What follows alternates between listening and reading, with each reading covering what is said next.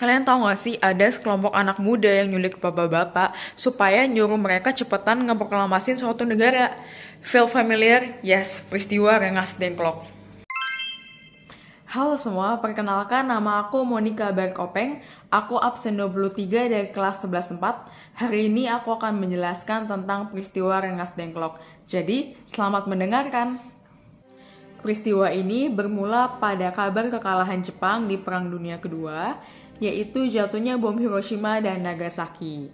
Pemerintahan Jepang mengalami krisis dan kekacauan politik ekonomi.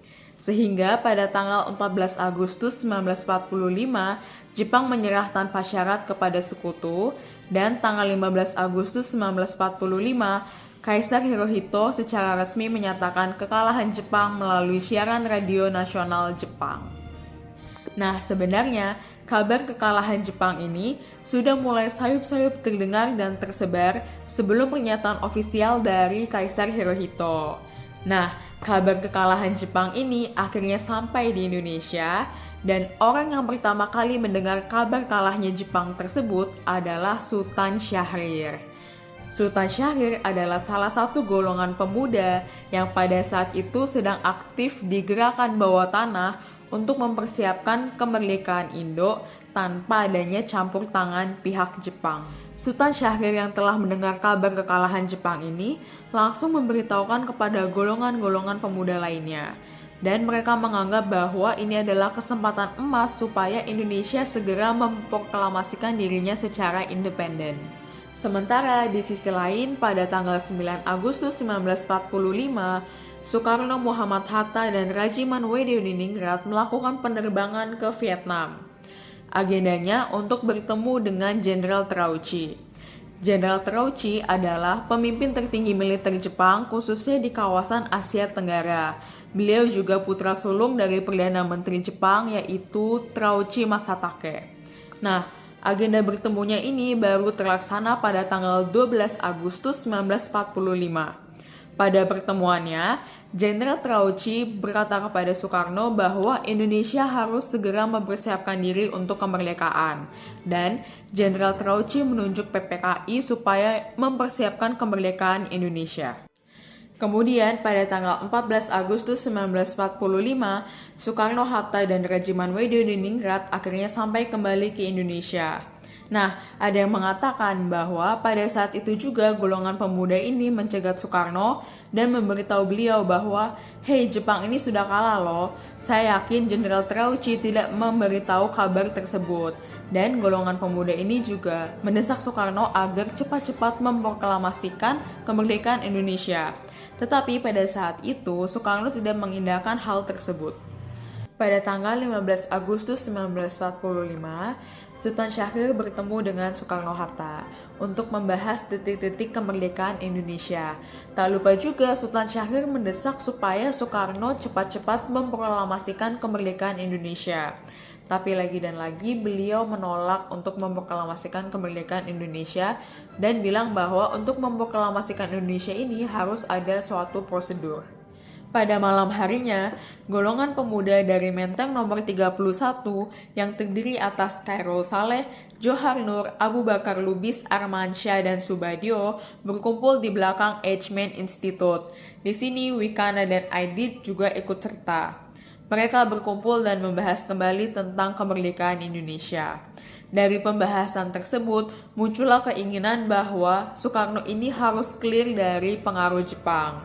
Sekitar jam 10 malam, golongan pemuda ini bergegas menuju kediaman Bung Karno di Jalan Pegangsaan Timur nomor 56.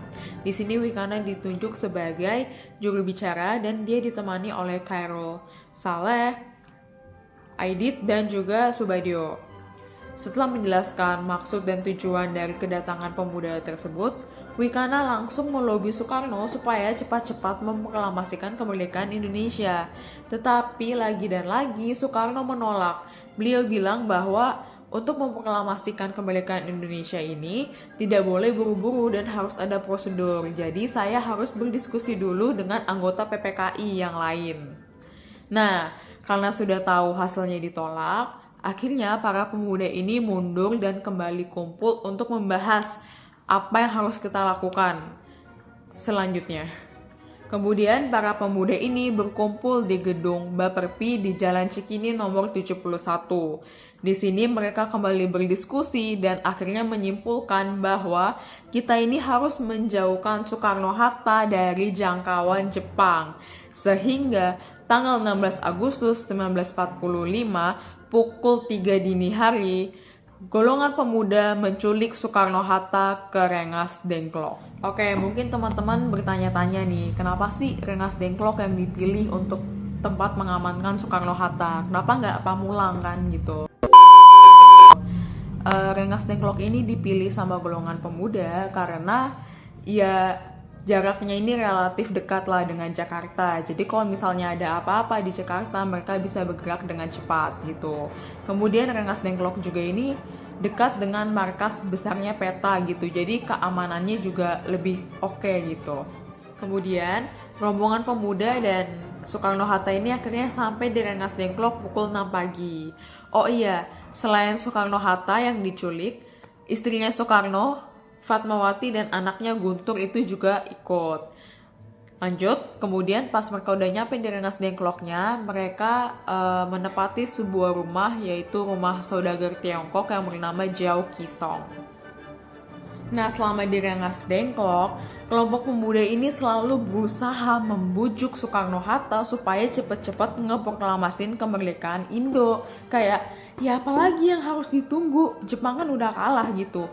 Bahkan mereka saking effortnya mengibarkan bendera Indonesia untuk menunjukkan ke Soekarno-Hatta bahwa ya kita ini udah siap banget gitu untuk merdeka. Time is waktu gitu. Nah, sementara di sisi lain di Jakarta, ada diskusi antara golongan tua dan golongan muda. Golongan tua ini diwakili oleh Ahmad Subarjo dan golongan muda ini diwakili oleh Wikana. Intinya mereka berdiskusi, golongan muda ini berdiskusi kepada golongan tua bahwa ya Indonesia ini harus segera merdeka karena merdeka itu adalah hak kita semua gitu, dan kita ini harus merdeka secara independen tanpa adanya campur tangan Jepang, intinya gitu. Dan setelah berdiskusi sekian lama, ya Ahmad Subarjo ini satu pemikiran lah dengan Wikana, dengan golongan pemuda. Akhirnya mereka setuju dan akhirnya Subarjo ini ke Rengas Dengklok untuk menjemput Soekarno dan Hatta. Setelah Ahmad Subarjo datang ke Rengas Dengklok, kemudian bertemu dengan Soekarno, membujuk dan berdiskusi, akhirnya Soekarno-Hatta mengiyakan untuk segera memproklamasikan kemerdekaan Indonesia.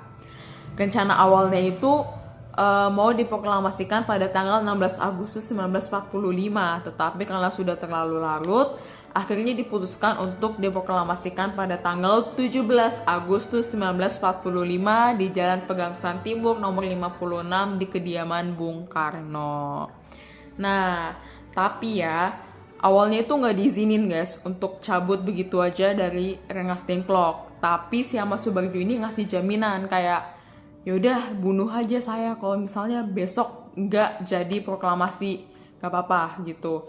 Setelah ada jaminan itu, akhirnya mereka cabut juga dari Rengas Dengklok dan segera ke rumahnya Laksamana Maeda untuk mengetik teks proklamasi. Begitu guys. Sekian penjelasan saya tentang peristiwa Rengas Dengklok. Terima kasih. Bye-bye.